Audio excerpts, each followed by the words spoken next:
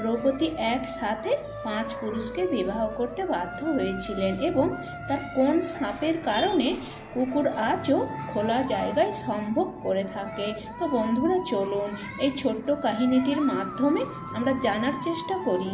ভিডিওটি শুরু করার আগে ছোট্ট একটি অনুরোধ, please subscribe the channel and stay with us till now the end of the video. Please subscribe the channel. Draupadi ছিলেন মহাভারতের নায়িকা এবং পঞ্চপাণ্ডব অর্থাৎ ধর্মরাজ যুধিষ্ঠির, ভীম, অর্জুন, নকুল এবং সহদেব অর্থাৎ 5 স্বামীর একমাত্র স্ত্রী। এই কারণে দ্রৌপদীর আরেক নাম ছিল পাঞ্চালী। মহাভারতের কাহিনী অনুসারে দ্রৌপদী ছিলেন ধ্রুপদ রাজার কন্যা, কিন্তু তা সত্ত্বেও দ্রৌপদীর জন্ম কিন্তু কোনো মায়ের গর্ভ থেকে হয়নি। ধ্রুপদ রাজার যজ্ঞের ফলে যজ্ঞকুণ্ডের কুণ্ডলী থেকে দ্রৌপদী প্রকট হয়েছিলেন, কিন্তু ভবিষ্য পুরাণ অনুসারে দ্রৌপদী ছিলেন এক ব্রাহ্মণ কন্যা। তার স্বামীর মৃত্যুর পর তাকে বৈধব্যের শিকার হতে হয়েছিল। খুব কষ্ট ও দারিদ্রতার মধ্যেও তিনি ব্রাহ্মণদের সেবা করার জন্য সদা সর্বদা প্রস্তুত ছিলেন।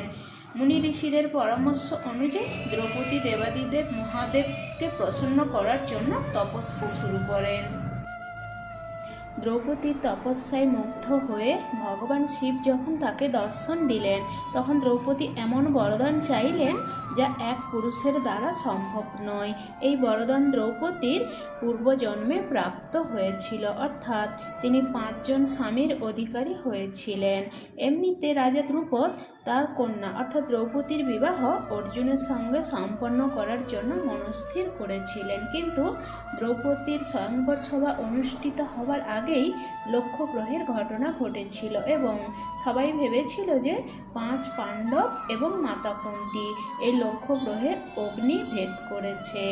5 পাণ্ডব সভাস্থলের বাইরে অপেক্ষারত অবস্থায় বিরাজমান ছিলেন এবং দ্রৌপদীর স্বয়ংবর সভার সংবাদ পেয়ে 5 পাণ্ডবী ব্রাহ্মণ বেশ ধারণ করে সভাতে প্রবেশ করেছিলেন। এমনিতেই দ্রৌপদীর পিতা অর্থাৎ ধ্রুপদ রাজা স্বয়ংবর সভাতে উপস্থিত ব্রাহ্মণগণের কাছে এই শর্ত রেখেছিলেন যে নিচে থাকা জলকুণ্ডলিতে প্রতিবিম্ব দেখে উপরে ঘূর্ণায়মান অবস্থায় থাকা মৎস্যের চক্ষু তীর দ্বারা বিদ্ধ করতে পারবে, সেই একমাত্র তার কন্যাকে বিবাহ করার জন্য যোগ্য বলে বিবেচিত হবে। সভাতে উপস্থিত থাকা কেউই এই শর্ত সফল করতে পারেননি।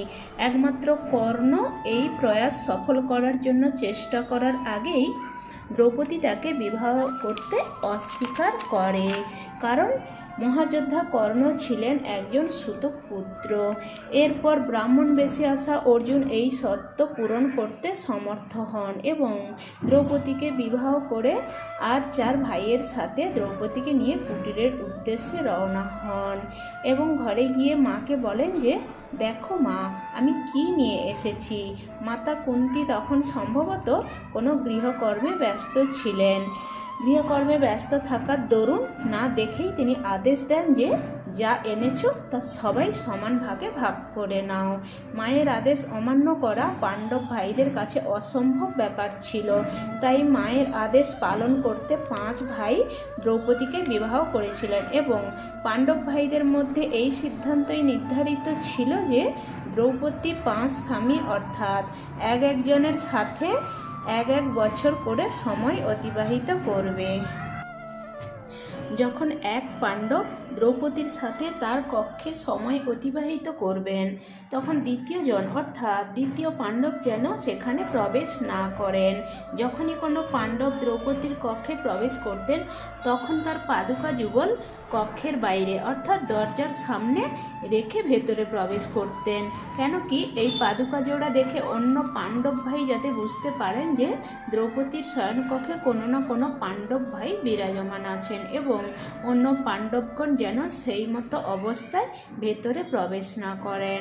একবার হয়েছে কি, একদিন অর্জুন ও নিয়মানুসারে পাদুকা যুগল দরজার বাইরে রেখে দ্রৌপদীর কক্ষে প্রবেশ করেছিলেন, আর তখনই একটি কুকুর এসে খেলার ছলে অর্জুনের পাদুকা জোড়া নিয়ে খেলতে খেলতে পাশের জঙ্গলে চলে যায়। আর তখনই ভীম নিজের কক্ষে প্রবেশ করছিলেন এবং তিনি লক্ষ্য করেন যে দ্রৌপদীর কক্ষের বাইরে কোনো পাদুকা জোড়ার উপস্থিতি নেই। তাই তিনি মনস্থ করেন যে তিনি দ্রৌপদীর কক্ষে প্রবেশ করবেন। নিজের সিদ্ধান্ত অনুযায়ী তিনি দ্রৌপদীর কক্ষে প্রবেশ করেন এবং সেখানে অর্জুনের উপস্থিতি লক্ষ্য করেন। এদিকে অর্জুনের সঙ্গে সঙ্গমে লিপ্ত থাকা অবস্থায় দ্রৌপদী তার কক্ষে ভীমের উপস্থিতি দেখে খুবই ক্রোধান্বিত হন এবং ভীমকে প্রশ্ন করেন অর্জুনের পাদুকা জোড়া দরজার বাইরে থাকা সত্ত্বেও কিভাবে তিনি ভেতরে প্রবেশ করলেন। কিন্তু তৎক্ষণাৎ ভীম বলেন যে কোনো পাদুকা জোড়াই দরজার বাইরে রাখা ছিল না। তখন দুই ভাই অর্থাৎ অর্জুন এবং ভীম এবং দ্রৌপদী অর্জুনের পাদুকা জোড়া খুঁজতে খুঁজতে অনতি দূরে অর্থাৎ পাশের জঙ্গলে দেখেন যে একটি কুকুর পাদুকা জোড়া নিয়ে আপন মনে খেলা করছে। তখন দ্রৌপদী খুবই লজ্জাবোধ করলেন এবং অতীব রাগান্বিত হয়ে তিনি কুকুরকে শ্রাপ দিলেন।